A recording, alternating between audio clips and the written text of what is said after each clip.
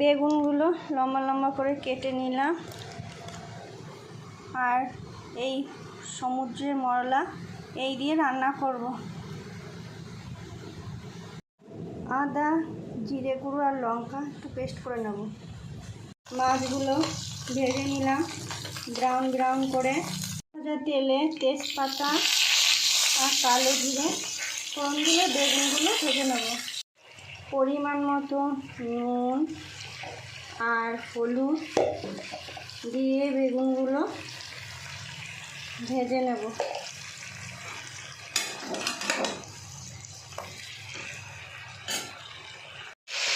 এবার ওই পেস্ট করা মশলাটা দিয়ে দেবো, আদা জিরে লঙ্কা বাটাটা।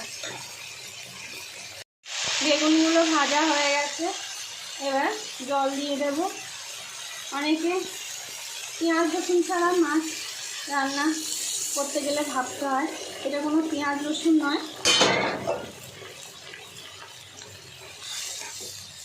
সির্ফ আদা লঙ্কা আর জিরে। এবার ভাজা মাছগুলো দিয়ে দিলাম।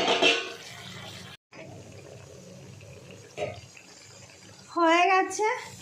এই রেসিপিটা যদি তোমাদের ভালো লেগে থাকে তাহলে লাইক করবে, আর বাড়িতে করে খাবে, কমেন্টে জানাবে কেমন হয়েছে, আর শেয়ার করে দেবে।